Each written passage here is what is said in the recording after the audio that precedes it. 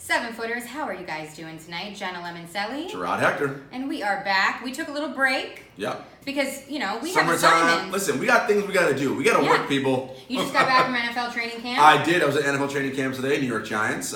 Things going well for them up there. They new looking regime. good? Yeah, Pat Shurmur, new regime. Odell looks great. So Nice. all you Giants fans out there, Odell's fine. No issues there.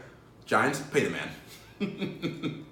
I have to say, I agree. But let's jump into what this is really about, the NBA. The association, as they say. Exactly, because even though it is summer, as we always preach, there is so much going on. So much. And we are here to fill you guys in. We have 2 weeks filled with hot topics and a lot of different moves. Yeah. I think I heard Rachel Nichols say that there was about 70-some moves within the NBA since free agency, the trade deadline, everything. So we have more moves to talk about here. So let's go right here. The most recent one, which happened today, July 27th, Clint Capella signed a contract extension with the Rockets. 5-year extension, $90 million, well-deserved. The man owns the paint. He does, and we talked about this earlier in our podcast series during the playoffs. Capella was is a huge component to what they want to do. Huge impact in the postseason. Huge impact in the postseason and clutch defensively. And look, with the Rockets getting rid of Ariza and Mbah a Moute, they're going to need Capella in the paint because those wing guys are going to get beat more often now, especially if the rumors are true. And Carmelo Anthony gets waived by the Hawks and then signs with the Rockets. Well, here's my thing. Mm-hmm. Okay, we get rid of Ariza. Yeah.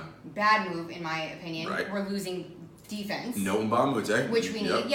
We're losing defense. We need more defense. Yeah. So now we have Carmelo apparently coming into the mix. It's not confirmed yet, but that's where it's looking. That's what it's looking like. And we need Carmelo to play defense. Is he going to play defense? No. Is he going to come off the bench? Carmelo, one, he's not playing defense, and two, he's not coming off the bench, which he already stated. As we know, Daryl Morey, Rockets GM, is an analytics and a math guy, right? And part of the problem with Daryl sometimes is I think the analytics and the math supersede the actual meshing of the talent.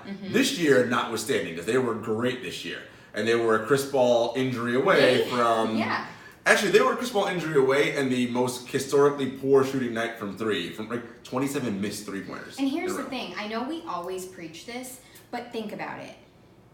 The Rockets aren't always slipping up with shooting. Right. If they didn't miss 27 threes in a row, which is very rare and kind of hard to do. They probably beat Golden State. That's not probably. They do beat Golden State. Exactly. They would have beaten Golden State. Right. And especially... Probably would have beaten Cleveland in the finals. Exactly. And if Chris Paul is healthy... So I think for Daryl, the big thing there was he said, okay, we missed all those threes because a lot of the people taking those threes were Ariza, Mbah a Moute. Well, if I have Carmelo taking those threes, chances are we're not going to miss 27. And I understand the gamble on that point. I get that. And that makes sense. And Chris Paul is one of Carmelo's banana boat buddies, so they're tight, whatever. Are you going to base it all, put your eggs all in one basket with Look, Carmelo? this is a huge gamble for Houston because, look, Houston is in win now mode. Yes. They're like, they were within sniffing, like, this close to going to the NBA final. They were right there. So, yeah, it's a gamble for them. They did get worse defensively, but the idea is, are they better offensively? Now, if you look at the actual numbers, Carmelo, Trevor Ariza, and Mbah a Moute were about even from three during the regular season, in the mid-30s. But when it counts... The idea is Carmelo is much more of a proven playoff guy, than those guys, although Carmelo hasn't been that great in the playoffs since his Denver days, right? I mean, he hasn't really made it far. And even the ones the Knicks did make the playoffs. I mean, he was fine in that playoff series, but it's been a while, and he was a no-show for Oklahoma City in their playoff run. So we'll see. It's a gamble, but congrats to Clint Capella. Well-deserved contract extension. Exactly. Well-deserved Clint Capella, and he deserves that and more. And I think that the Rockets are going to have a standout season once again. I just feel like they're so close that Melo's a good move, but is it the best move? No. I think, this is one of those years that... You could have used a two-way player like Kawhi. That wouldn't even have worked because of salary and... Exactly. I'm just saying in a perfect world. Right, in a perfect world. And I think this year, free agency-wise and cap space-wise, it just didn't work out. Next year, 2019, is a summer where we're going to see a lot of different pieces. It's going to be a good summer. We might even have to do 2 episodes. 2 days. There's going to be so much. Let's move on here because we have a lot to get to. one of my personal favorites. Yes. Kevin Durant and CJ McCollum. Long story short, fam, if you guys have stayed off of the internet and were under a rock, then you wouldn't have known that KD was a guest on CJ McCollum's podcast and told him and laughed in his face that he wasn't going to make...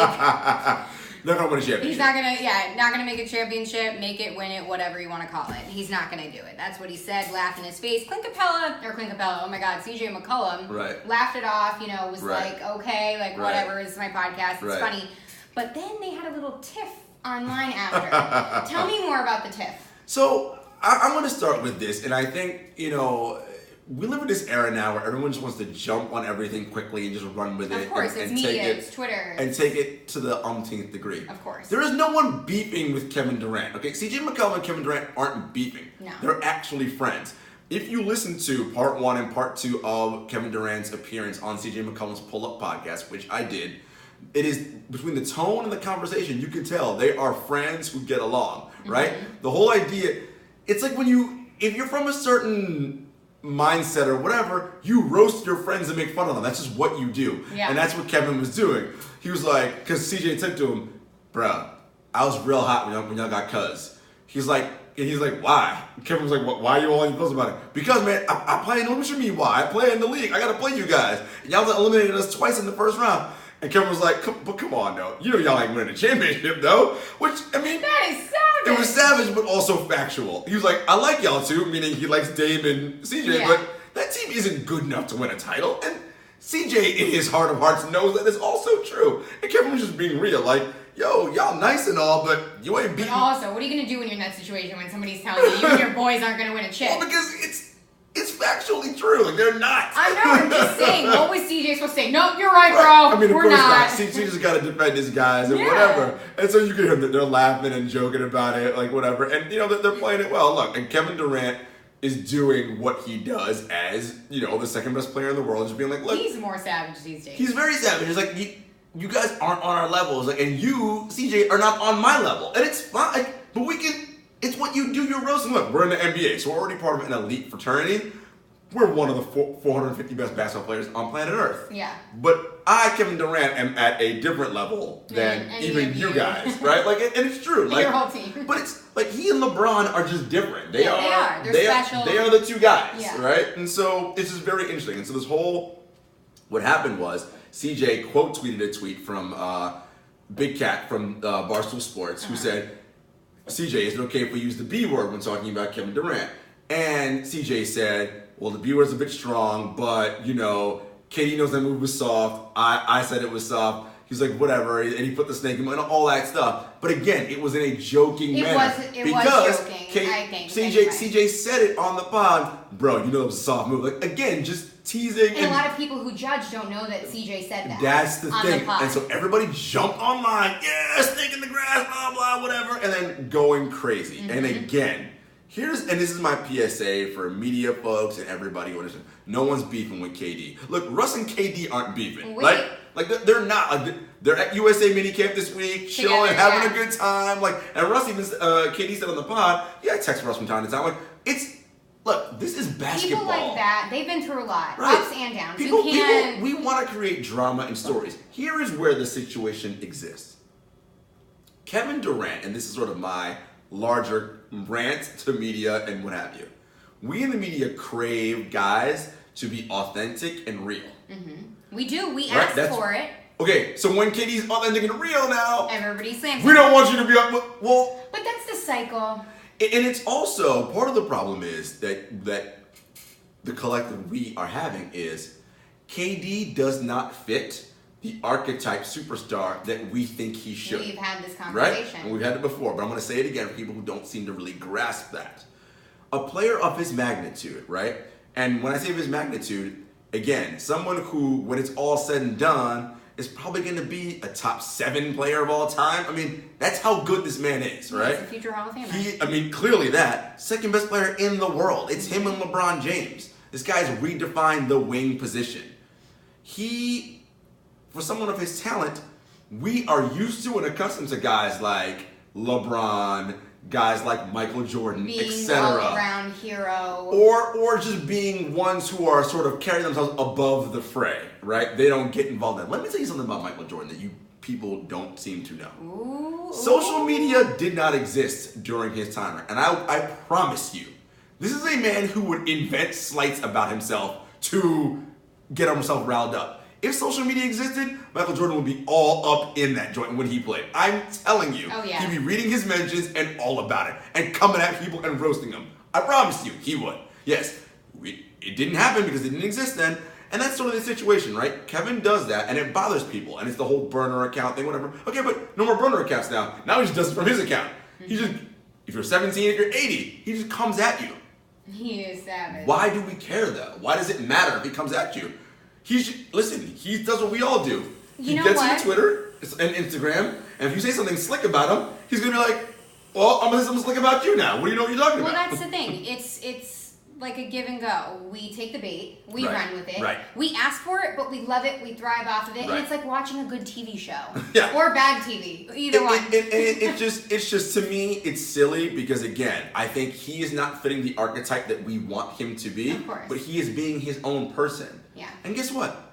You can even argue that maybe he's still developing who he is and still understanding. I think he is. Guess what? He's 28 years old. How many of you were established and knew exactly who you were at 28? And it doesn't matter that he's super talented and super rich. That doesn't mean you don't get a chance to evolve and change as a human being. Or feel, right? Like, and we talked about this. These players are real people. They're real people. He feels things. Yeah, if you come at him and he feels like you're coming at me with a ridiculous take, you're going to defend yourself. I'm going to go back at you. Like, who cares? It is fine, people. And I, for one, enjoy it. I think it's great. Yeah. I love when he gets on Twitter and Instagram. I love when guys go back at him, and it's all good. It's great. Because the one thing that we all know and you can't take away, that dude is savage on the basketball court, right? Yeah. Like, I mean, it's just like he is a 2-time finals MVP, right? A league MVP, multiple-time All-Star, multiple-time scoring champ, All-NBA. Again, you're talking about one of the preeminent players of all time. Yeah. Like, that's just and what he is. You can't take that away from him, but long story short, they went at it a little bit, and playfully, but it was hyped up. Right. I mean, that's what the internet is. Yes. It's gonna do and it. That's what it's NBA gonna Twitter happen. does. And he even said, he was like, I'm gonna talk to CJ when he gets from China. We're gonna be cool. Like, because it's, and CJ said it. There's no beef. Let me just stop this now. Because he knew, he was like, oh God, my mentions are gonna go crazy. Yeah. And these guys need to be able to have the room to playfully banter with each other and not have it turn into World War XII. Exactly. Right? And that's what's good about the rivalries and the games, because when they get on the floor, it's going to be that little trash talk. Exactly. It's good. And it's all, and it's if you listen to the pod, they actually talked about that. They were like, he was like, ooh, he's like, yeah. Katie was like, you hit that one tough shot on me. He's like, oh man, you do that right left crossover when I play you this year, I'm ripping that joint for me. He's like, nah, I'm gonna go back for my other move now. I already told you what's in the bag. Like, these guys get along with each other all by and large, and they have a good time. We're trying to turn something into things that aren't actually there. Look, there are real beasts in the NBA and guys who probably don't like each other. This ain't the case with CJ and Kevin Durant. No, definitely not. So let's leave it on that note. Let's leave it on that note. Positive note. And let's move on to something a little bit more serious that actually caught our attention today. That has us a little bit concerned, and it's definitely worth a very... Has one of us more concerned than the other? It has me concerned because he is my favorite player. You know that. He is your favorite player. Kyrie Irving. Yes. He is my favorite player. Uncle Drew. Uncle Drew. He is my ultimate number one. He gave an interview. He's at USA Basketball now with all the guys. Russ, KD, Harden, everybody. Victor Oladipo, Blake Griffin.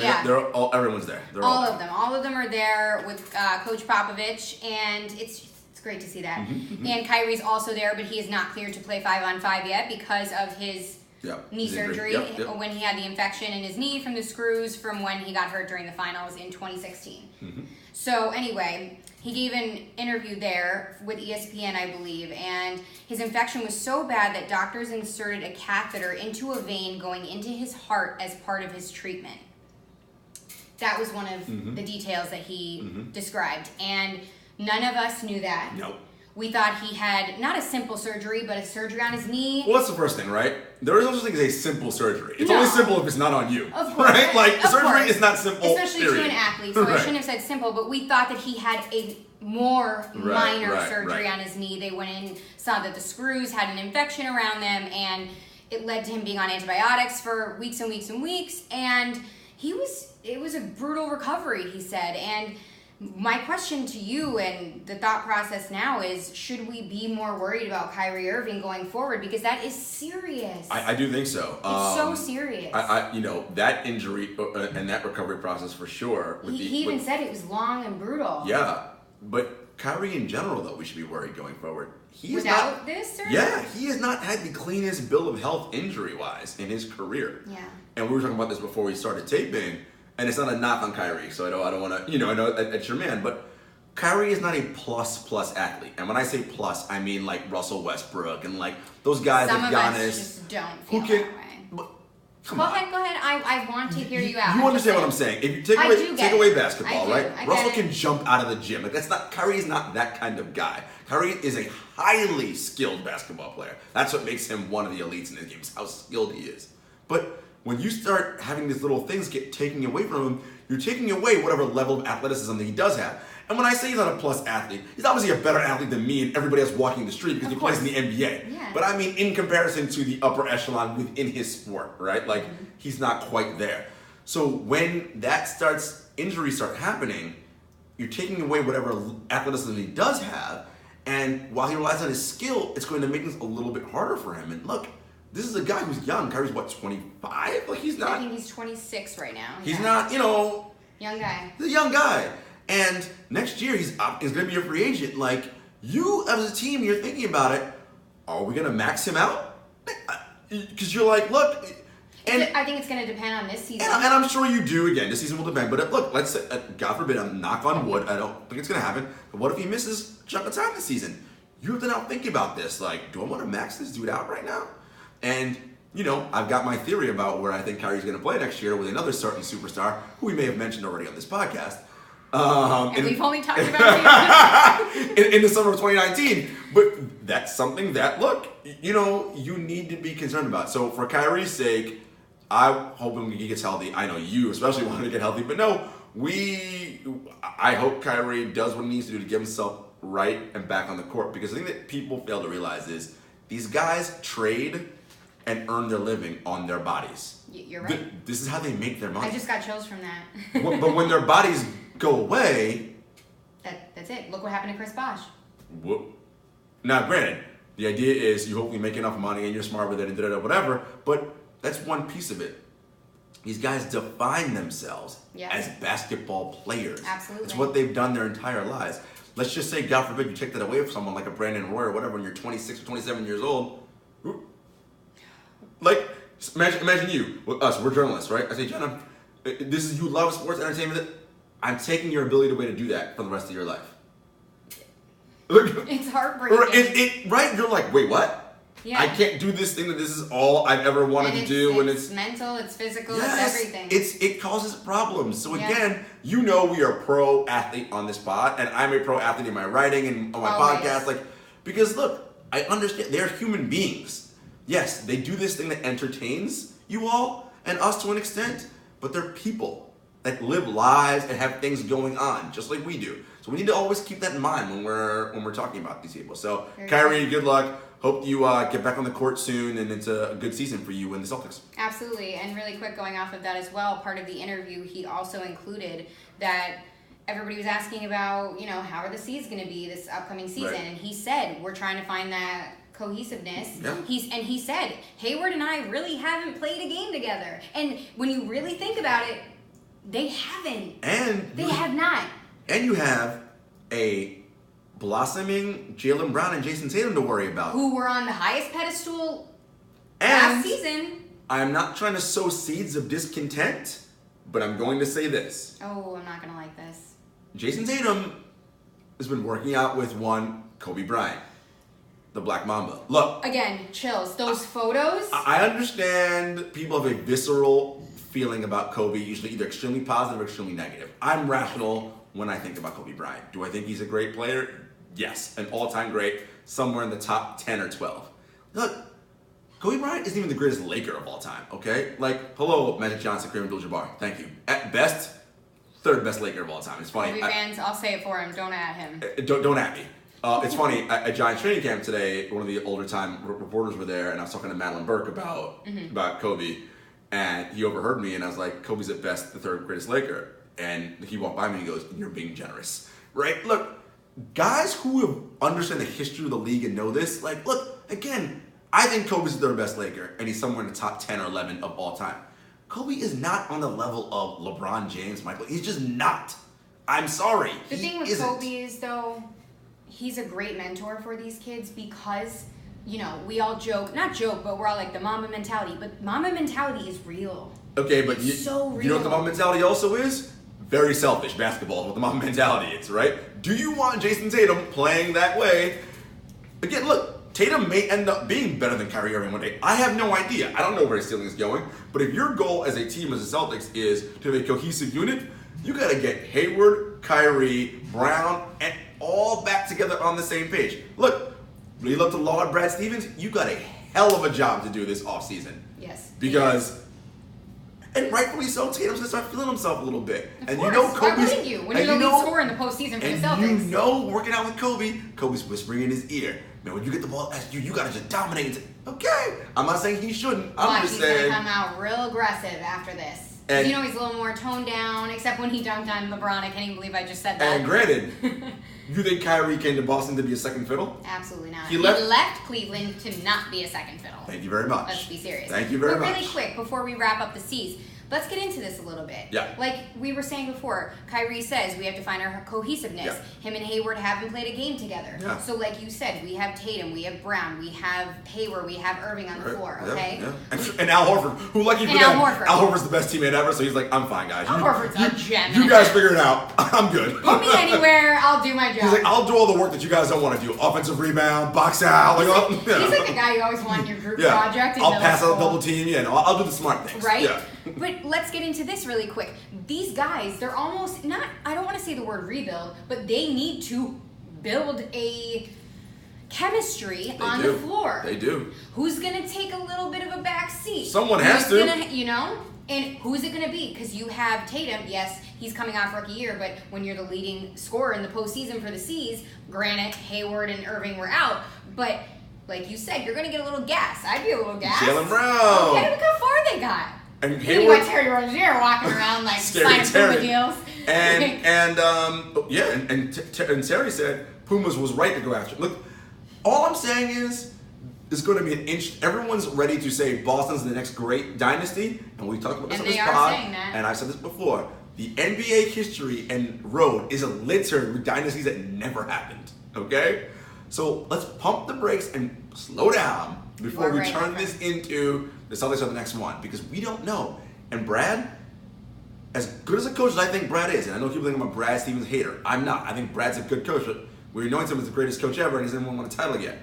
Let's see how he's able to manage all of this going into this season. And you are very right. That's all I'm saying. You are very right. And I'm not saying he can't do it. I'm just saying let's let him do it first before we.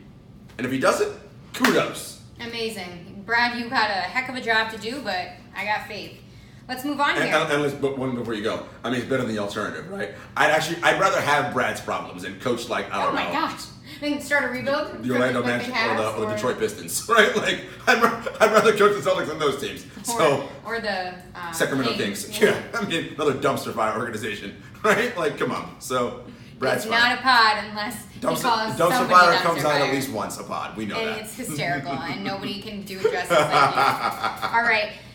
I know you're going to like this one. Dennis Schroeder to OKC. A lot of people are predicting that with Dennis Schroeder coming to Oklahoma, they're going to make Russ play off the ball more. Well, our friend over here, Gerard, is laughing hysterically over it. And tell me why you're laughing. Well, because it's ridiculous. Russ isn't going to play off the ball? Of course he's not. Look, Russ is a phenomenal player. Let's just get that over, right? Oh, yeah. Middle League MVP. I mean, he plays with a ferociousness. Triple-double king. And a style that is a fire that is unmatched in the league. It is. He has very much loved that Mamba mentality, and that's why Kobe enjoys him so much, because he reminds him of him, right? In that like aggressive, like, I got this way.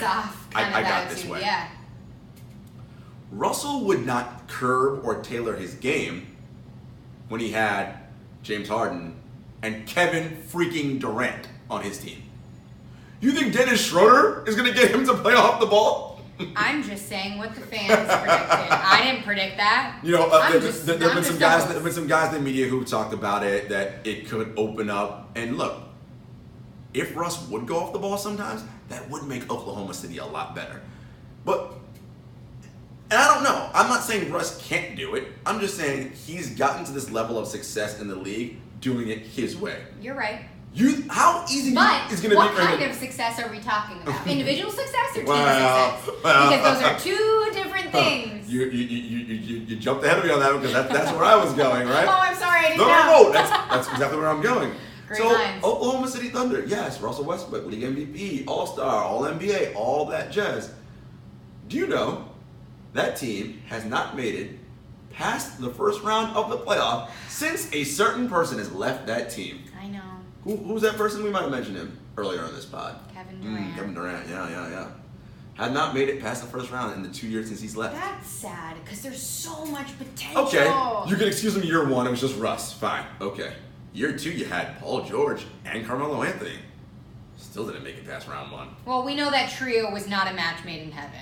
Let's be serious. But as good as Russ is, shouldn't you be able to elevate the, I'm just saying. I am going to say something that would literally have me, vanished. But no, that's the problem. I don't want to say it's a problem with Russ, but it is. It is. Look. Why isn't he making the team better? You have LeBron James who can come on to a team like Cleveland and drag them to the finals after they have the worst defensive record in the NBA. But Russell Westbrook can't take Paul George, Carmelo Anthony, and the rest of OKC to the second round of the playoffs. Listen, you said it. I didn't expect this to happen. You said it. And it's not like we don't like Russ. We're just making a point. It's a point about his style of play. And again, I've said this before and I'll say it again. That was a big factor in why Durant left. He was like, it is very hard to play with this guy and do what we want to do. And it's nothing against, it wasn't a move. Katie was like, yeah, I'm leaving because I hate Russ. Right. It was, if it's not a fit for you, you need to go. Right. I'm not going to wear a yellow shirt every day when I hate the color yellow. If my goal is to win titles, it has been proven I cannot do it with this guy here. Exactly. Okay? And look, years are passing by. And Let's part go. of it, and I will say this, it's not all on Russ. Okay? No, absolutely not. A lot of this is on Sam Presti and the Oklahoma City organization because they let Russ be in charge.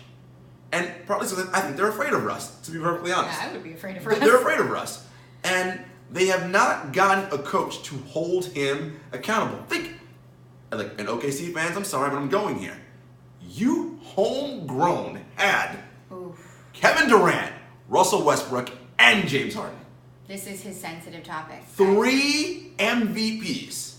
3 of them on your team.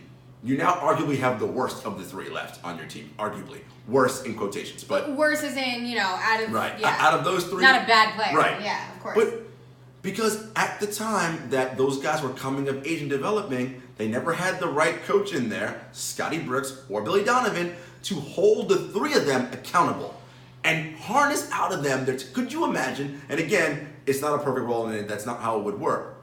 You don't think that if a Pop was coaching OKC, he would be able to get Russ, Kevin, and James to do what is necessary to...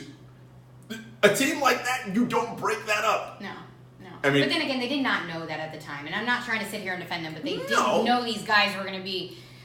But I mean, look. The talent is there, though. Well, here's the thing, and I don't mean to compare, but this is the comparison that pops up in my head when you say Russ not being accountable and things like that. Right. And I'm going to prove your point with this example. Post-game interviews. You would never see Russ doing a post-game interview like LeBron James has, where LeBron James once said, I'm out of shape, I could have done better, I could have done this. You won't see Russ giving that kind of post-game interview because that's just not who he is. And I'm not calling him selfish, I'm not calling him whatever, I'm just trying to aid your point. Russ would say, we need to play better, I need to play better. Like, he'll give the standard, sort of answers. And again, Russ's style of play is one that... It's just different. If he's going to be your lead guy, then you need to surround him with players that fit his exact style of play. And Paul George is that. Well, Paul George is that in many ways, because look, here's what Paul George decided. He's like, look, if we don't win, I'm not going to get the blame. They're going to blame Russ. So I don't have to go to LA with all this pressure. And he doesn't want the flashy lights. He doesn't want that. He didn't want to be the man in Indiana. So he's perfectly fine being second fiddle in OKC, because when the OKC Thunder don't advance, Russell will get the blame. He will. And look, and sometimes, to be fair, Russell got blamed too heavily sometimes. Because look, those teams' failures weren't all on him. As I said, management, coaching. Look, Durant and Harden. Look, that finals year in 2012, Harden did not show up in that 2012 finals, right? So look, there were plenty of blame to go around into OKC in that trio. All I'm saying is you had a phenomenal core group of talent, and you let it go because you didn't want to pay an extra $5 million to James Harden, and the cap went up next year anyway, so it wouldn't have mattered. You know, again, hindsight 2020, we get it, but it's funny. Sam Presti, you know, they were like, when he got lauded for able to convince Paul George to say, and he used the tribe line, scared money don't make money. Except that you were scared back then by not giving James an extra $5 million. So, come on. At one point, everybody always eats their words, and that happened. That's all I'm saying. And look, back to the original comment about Schroeder. I don't know that Schroeder's going to get him to play off the ball. Look, if they're able to get him to do that, that would be huge, because then you worry about a slashing, cutting to the cup Westbrook. Like, that's going to open up so much more ball movement and spacing, which has been Oklahoma City's problems in their inability to advance deep into the playoffs. Mm-hmm. Without a structured system, when they had KD, okay, KD, it's your turn now, ISO 101 or pin down move, okay, Russ, it's your turn. Teams know how to game plan against that and make that more difficult late in games. But if you've got constant motion and moving, a little bit harder to game plan against that. Mm-hmm. So, look, we'll see if Billy Donovan can get Schroeder in there and convince Russ, at least for a little bit, to play off the ball. But Russ is such an ultra competitor that the minute it doesn't work out, he's going to, what do I always say? In times of crisis, you revert back to what you know, right? And what Russ knows is, I got the ball and I'm going to take care of this. And guess what? It's gotten him this far in his career. So, it has. You know, we are Russ fans. I hope, this works out. We're just being objective about we what have we see. to give the opinions from what both sides. Exactly right. But good luck to OKC. Another hot topic that is quite a comical topic. Let's see if I can get this one right. Zlatan Ibrahimovic. Yes, Zlatan. Football star Zlatan Ibrahimovic. And you might be asking yourself, why are they talking about a football star? Well, this certain little football star, not little because he's 6'5", went on record saying that he could play with LeBron James. So Zlatan, as you know, a world-renowned soccer star from Sweden. Played a lot of his career for Juventus, a lot of the international clubs overseas, Champions League, all that. Mm-hmm. He now plays for the LA Galaxy, and they asked him about LeBron. They're like, hey, what about LeBron? You need some help. Could the reporter actually said, could Zlatan? He third-personed him when he was right there. And Zlatan is known for talking about himself in the third person and getting others to ask him about himself while he's there in the third person, which is kind of baller. It is baller. And, he just said, yeah, I can play with LeBron James, no problem. Get me out there, whatever. Listen, you got to love this guy's confidence. He's a showman. I mean, he's exactly the kind of person we need in the sports world. Especially in LA. LA's stacked. I mean, look, sometimes I think some of these sports fans, this is a little helpful. You guys take these games way too seriously. Mm-hmm. This is fun, man. We are here for jokes and for entertainment and to have a good time. That is true. You want these kind of personalities like Zlatan Ibrahimovic. This guy is hilarious. He is hilarious. It's and I don't think there was any bad chatter about it. We just wanted to mention it because it was hysterical. Listen, hey, I mean, he can't be any worse than some of the guys on that roster right now, but moving right along. Alrighty, okay. Okay, Vince Carter, 21 years in the league coming up, and he just signed a 1-year deal to the Hawks. I thought this was super interesting because, as you all know, I'm a fan of him, Trae Young. As you, I guess, have other thoughts. Let's just break this down for you in simple terms, okay? Vince Carter, this is his 21st year in the NBA, coming up 2018. He signs a 1-year deal with the Hawks, okay? His career is older than Trae Young. Facts.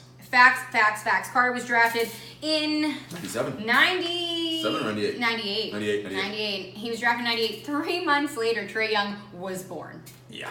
Let that. Yeah. Let that soak in your mentals there, people. Right. You know, the great thing about Vince Carter, and when he was with the Kings last year, when the Kings came to play Brooklyn, I covered the Brooklyn Nets, so I was at that game. Vince is on the court 3 hours before tip, working with Harry Giles and all the young guys, and like really helping them get better.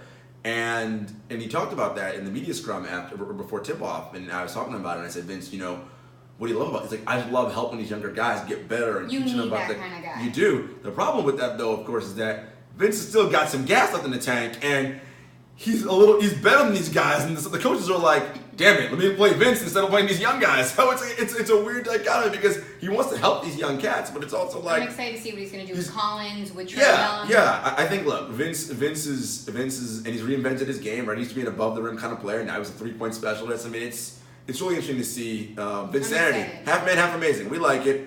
Listen, I'm sure he'll be a welcome presence and a help in that Atlanta locker room as they do the rebuild down there. Absolutely, and let's move on to probably, in my opinion, the hottest topic of the hour, the week, the last 2 weeks, past month, past year, whatever you want to call it. But the newest development, oh my God. You would say Kyrie Irving. Because he's on my brain. I know. But Kawhi Leonard. You guys know we love Kawhi Leonard on this podcast. Kawhi Leonard is a Toronto Raptor. A Toronto Raptor. Yeah. Okay, Kawhi Leonard is a Toronto Raptor. They secured him, and they did the unthinkable, apparently, this offseason. And DeMar DeRozan, in exchange, is headed to San Antonio, and he was really hurt. Publicly hurt, put out some Instagram stories. He's done with Masai Ujiri, he said. Yes. The night before, like, he's real hurt. He went to Drake's house. Drake consoled him. I would love to be consoled by Drake when something bad happens. He was in his feelings. See what I did there, folks? But... yeah, DeMar is really hurt, but you know what I have to say? He is embracing Coach Pop. And Rudy Gay is one of his best friends in the league. Yeah, with Team USA. But I have a really interesting question for you because I feel like this is the hottest question around this topic right now. Sure, shoot. Okay, so we have, the exchange with DeMar and Kawhi. Mm-hmm. My question is this a disloyal decision or is this business, as people say? It's business. Did he get done wrong, though? Did they do him dirty? Or is this just business and he shouldn't be hurt? If Masai specifically told him, we are not going to trade you, and then traded him, that would be doing him dirty, on the one hand. But did he? We don't know. He's saying somewhat of a one thing, and Masai is saying something slightly different. Whether or not a GM tells you, we're never going to trade you or not, you should always know. Unless you are LeBron James... or Kevin Durant, like, odds are, and even those guys, in the right circumstance, it could happen, right? I agree. This is a business, and so you must always approach it that way as a player. Loyalty is not a thing. I don't want to hear that word. It doesn't, people use the word loyalty. A lot of people were going back and forth. Fans love using the word loyalty, and I'm always telling you fans, and it's again, more PSA to you guys, understand this. As the great Marlowe in The Wire said, you want it to be one way. You always want the player to be loyal to the organization. How about the organization show loyalty back? If it's true loyalty, it's a two-way street. But it can't be. It's business, okay? Same thing for you in your lives. If you get to a point where you feel like, you know what, I'm being undervalued here, I want to make more money, I want to change the scenery, I don't like my coworkers, what do? You start interviewing and then you leave. Where's your loyalty? Right? You leave. Same thing on this end. Right? So, and it's even worse for these guys because they can just get sent somewhere else. One day you wake up, Toronto's where you let your home base. Now you're in San Antonio. Wait, what? And DeMar even became a citizen in Toronto. I mean, it's crazy. So, DeMar got a lesson, and he should have known this. I mean, DeMar was not a kid. This is year 7, 8, 9 for him in the league. He knows this is a business. Okay. And let's not feel too sad because he's still cashing in his sizable salary. So. And to be coached by Pop, he's going to get to work with Pop now. Any player wants to work with Pop. It'll be great. Look, and I think it's a good move for DeMar. Do you think it's a good move for the Raptors? Yes, because here's what it does. It gets the DeMar DeRozan contract off the books. Okay. So, and they have Kawhi for a year. If it looks like Kawhi is not going to re-sign, they can move him, by the trade deadline in February. Do you think that the Raptors are going to roll out the red carpet and convince? Oh, yeah. I think they'll roll it out, but I'm saying, do you think that they're going to convince They're going to try to. Kawhi? Do you think it'll happen, though? I don't know. Convince him Listen, to stay? They're going to bring out all the stops. Drake will be heavily involved in this recruitment pitch. And why wouldn't they? If I'm the Toronto Raptors, Drake is the number one ambassador of the six. Yeah. I'm using Drake all the time. Mm-hmm. Whatever I can do to convince Kawhi. Toronto is a great city.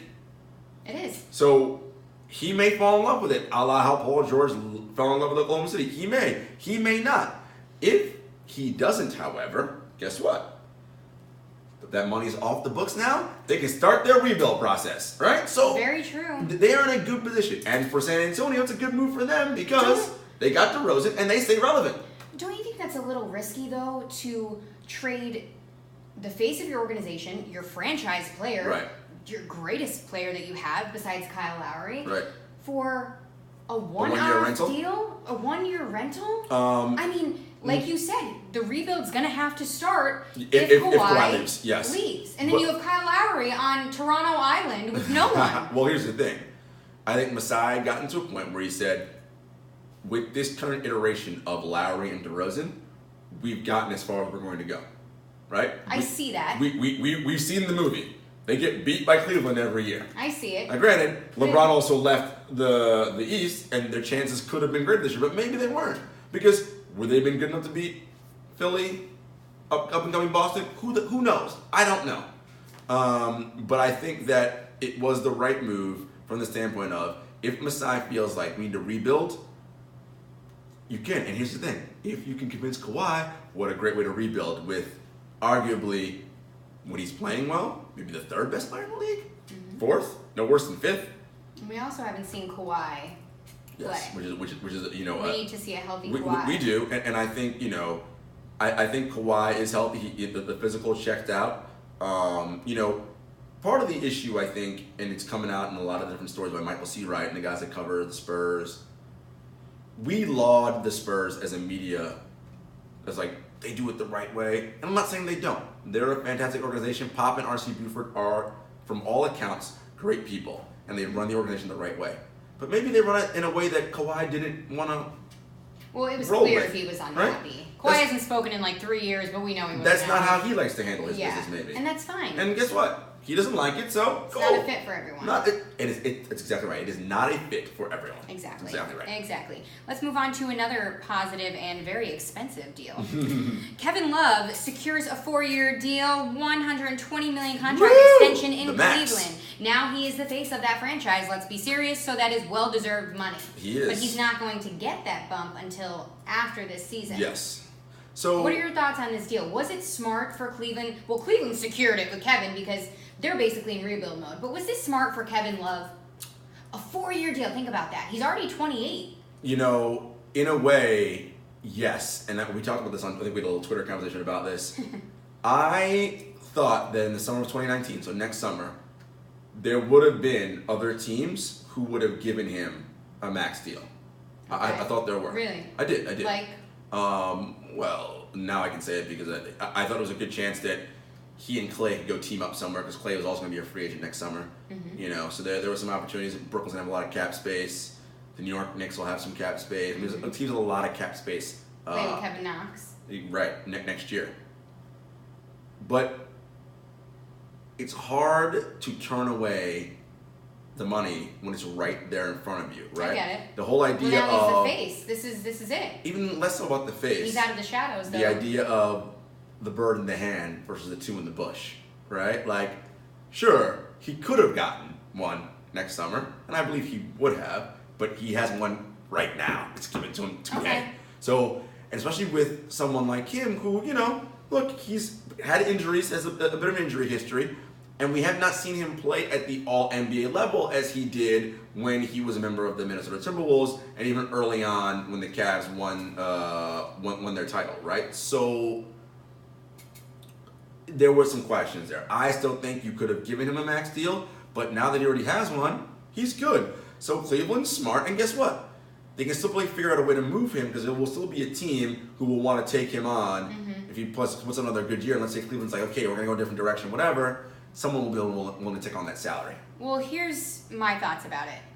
I think Cleveland was smart by securing him. Like I said, they're kind of in a rebuild mode at this point. They do have some players. But he is a star player. He is the star player. He is the face of their franchise. They rewarded him because now he's the face. But let's all state the obvious. It is very hard to play under LeBron James. It is very hard. It's very hard. Yeah. Kevin Love embraced that. He really did. He was always a good sport about it, never had complaints. But now I think Kevin Love's time to shine is right now. I do. I think he's going to be Minnesota Kevin Love now that LeBron James is gone. That was an All-NBA guy. I mean, exactly. And a lot of us forget about it, but I know you don't. Right. But his Minnesota days were... Wow. He was incredible. 23, 15. I mean, listen, 4 assists. This guy... And I don't think he was always used properly. You've said that before. I agree. In Cleveland. And that's because you had LeBron, who was the sun which everyone must orbit around. Well, guess what? Now you can have Kevin Love do different things now, okay? Have him pass out of the post, outlet pass. I mean, all the things he's really good at, right? Yeah. So I think we're excited to see a different looking team and things, it'll be, I'm excited to see what Ty Lue can do with him as the focal point of the offense. And I want to see Colin Sexton. And Colin Sexton on the team. I think it'll be interesting. So I'm looking forward to that. Kudos to Kevin Love for getting that. For sure, absolutely. Congrats, Kevin. And congrats are in order for another big C. Marcus Smart signed a 4-year deal, finally, $52 million. Yep. And I was sweating a little bit. I didn't know what was going to happen there, but Marcus Smart secured the bag, cashed in, and well-deserved. Yeah, listen, Marcus Smart is a key cog for what the Celtics do. He is. I mean, he is a nightmare on defense, like a nightmare. And I don't care who you are. Marcus Smart will literally guard anyone in the NBA and thinks he can stop them, and that is. Oh, he really does, though. And that is the mindset you need, and that gives especially them on defense. Their identity and their toughness on D that permeates through the rest of that roster. So that's a big re-sign for Danny and the Celtics. Last but not least, another deal that a lot of us didn't expect. Isaiah Thomas, veteran minimum to the Denver Nuggets. Yeah. Yeah. So we talked about loyalty before. I don't know how I feel about it, but and I love IT. Listen, everyone loves IT, especially what he went through 2 seasons ago with his sister dying and playing his heart out for Boston. I mean, this guy was in MVP talks and discussions. Rightfully so. Played with a serious hip injury. And again, this goes to show you there is no loyalty in sports, right? Danny and the Celtics and Brad Stevens wore him out, used him. He had an injury, got rid of him, and didn't pay him, right? And so when players that injury stayed with him, and it still haunts him. I didn't mean to cut you off, but that makes me so angry. When players hold out, and when they choose to get well, like Kawhi did during the season, this is why I don't blame them. Because the teams will do whatever is in their best interest. So the players should also do what is in their best interest, right? You're right. Shaq once said it famously many years ago. I got hurt on company time, I'm going to rehab on company time, right? Like, I'm not going to play injured and then wait to the offseason to get myself together and then come back. So you can get rid of me. Or so that it's not affecting you in any way. No. I got hurt playing for you, I'm going to rehab while I'm still under contract playing for you. Sorry. That's how we do this. Agreed. And fans may not like it, but you need to understand, this is a business. It is entertainment to you, but this is these players' livelihoods. Yes, they are handsomely rewarded, but that's the nature of what they do for a living. Only 450 people in the world can do this job. Exactly. That's why they make what they make. I'm sorry that you don't get to do that. That's just the luck of the draw. So, listen, I hope he has a good year and he's able to recoup some money in the contract. But you know what? It's tough because it's very hard for a team to tie up a lot of resources in a 5'9" guard. It just is. The history of small players in this league is not a good one, right? This is a big man's league for a reason. I agree, but like I said before we started filming today, I am an IT fan through and through. No doubt. And I think the comeback we support him. Now. We support him for sure. And speaking of injuries, last but not least, Danny Green comes out with a shocking statement that he played with a misdiagnosed torn groin under the Spurs med staff. Now, he didn't come out bitter. Right. He didn't ask for a second opinion. It was kind of quiet until he came out of nowhere, and now he's traded to Toronto. Yeah, he's part of the Kawhi Leonard deal. He's not bitter, but him and Kawhi handle things very differently, I have to say. And My question to you is, as you guys may know, Kawhi Leonard went and got a second opinion about his injury and did not play because he was injured. Danny Green did play, different story. But do you think players should be getting second opinions on their own, outside of the med staff? I do, because look, the team doctor is employed by the team, which means their incentive is to get the player back playing as quickly as possible, right? I mean, that's how that works. And you have to also, as an athlete, know your body. If you feel like you are not healthy and the doctor is telling you you are, yo man, get a second opinion. Again, your body is how you earn your living. If you mess that up, you're done. So I am in full agreement with players getting second opinions. I am and too. Again, doing what they need to do to make sure they're in the best possible position to maximize their earning potential. This is their jobs and their livelihoods. It is a game to all of you, but it is what they do for their living. So, people need to be aware of that. Agreed. I think second opinions need to be had, and that's where I agree with Kawhi Leonard on that. And Absolutely. a lot of people, since he didn't speak at all, or do press, or he doesn't have social media, a lot of people made him out to be a bad guy when he wasn't playing and this and that, but no, he was injured. He was injured. And a lot of people need to get that, and that's look, an important message. there's talks about, did he shop around to as many doctors as he could to find the right answer he wanted? Look, we don't know. What we do know is, what we said before, Kawhi clearly wanted out of San Antonio, okay? And guess what? As I said, as great as a sports organization is, it is not for everyone. And I talked about this before. Especially that organization isn't for everyone. And I don't mean that in a bad way. It's just, they just do things very differently. Very differently. And maybe Kawhi didn't want that. Again, I said this before, 2 years ago, when Kawhi and the Spurs came to play the Nets. Kawhi was in his warm-ups, getting ready to play. We talked to Pop before we went into the locker room, pregame. And Pop's like, yeah, Kawhi's not playing tonight, whatever. I walked in, the only person around Kawhi, and I said, hey, Kawhi, so you're out tonight. And he looked at me as like, I am, like, as if he was surprised that he was out. You told Kawhi he was out. Right. He was like, oh. And I was like, anything going on, whatever? He's like, oh, you got to talk to Pop with the trainers about that. Like, and it's like they can't. And at the moment, it was I threw it away like, whatever, Pop rests his guys, who cares? But hey, now in hindsight, Kawhi's maybe like, maybe I wanted to play that game. Maybe he doesn't like being controlled so much the way the Spurs like to control the organization. Hey, this is what it is. Guess what? Everyone's moved on. We'll see how the season plays out. Very true. Different team, different season, and we can't wait to see Kawhi get out there and be healthy and have fun. So that ends it for this episode, and this was so fun. This is our first episode where we did just strictly hot topics. Strictly hot topics. So much fun stuff happening. So if anyone tells you that NBA doesn't matter in the summer, they are lying. They're nuts. NBA always matters. Always. We'll see you guys next week. Thanks.